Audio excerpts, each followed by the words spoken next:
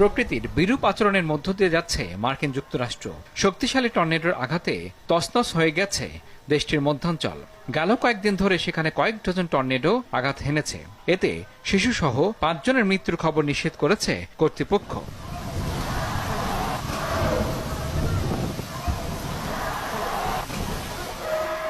Texas থেকে মিজুরি পর্যন্ত ঝড় বৃষ্টির খবর নিশ্চিত করেছে স্থানীয় আবহাওয়া অফিস।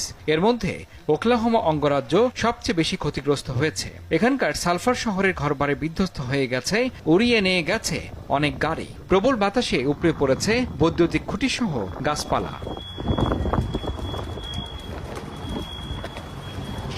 ওয়ালটন ফ্রিজ কিনে অনেকের মতো আপনিও হয়ে যেতে পারেন মিলেনিয়াল। সেরা পণ্যের সেরা অফার।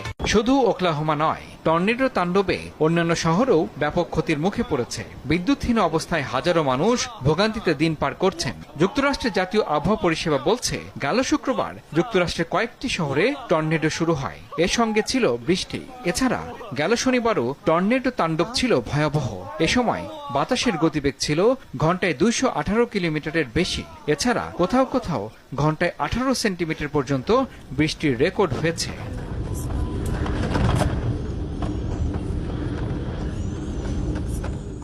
তবে ওকলাহোমার পরিস্থিতিকে সবচেয়ে খারাপ বলে বর্ণনা করেছেন স্থানীয় প্রশাসন। এখানে ৪ জনের মৃত্যুর খবর নিশ্চিত করা হয়েছে। অন্য ব্যক্তি আইওয়া অঙ্গরাজ্যে মারা গেছেন। এছাড়া বিভিন্ন এলাকায় শতাধিক মানুষ হতাহতের খবর পাওয়া গেছে। তাদের স্থানীয় হাসপাতালগুলোতে চিকিৎসা দেওয়া হচ্ছে বলে জানিয়েছে কর্তৃপক্ষ। এদিকে ক্ষতিগ্রস্ত অঞ্চলগুলোতে জরুরি ভিত্তিতে কাজ শুরু করেছে বিভিন্ন পরিষেবা সংস্থা। ধ্বংসস্তূপ পরিষ্কারের কাজ চলছে। এছাড়া নতুন করে বৈদ্যুতিক খুঁটি বসানো হচ্ছে। সংশ্লিষ্টরা বলছেন, শহরে পরিষেবা যথাযথভাবে চালু করতে কর্মীরা দিনরাত কাজ করে যাচ্ছে। এদিকে ক্ষতিগ্রস্ত এলাকাগুলো পুনরুদ্ধার করা হবে বলে সংবাদ সম্মেলনে জানিয়েছে ওকলাহোমা রাজ্যের প্রতিনিধি পরিষদের স্পিকার চার্লস ম্যাককল। এ সময় তিনি বলেন, আমরা কাজ করছি, আবার সব পরিষ্কার করব, পুনর্নির্মাণ করব এবং এ ক্ষতি ভুলে আমরা এগিয়ে যাব।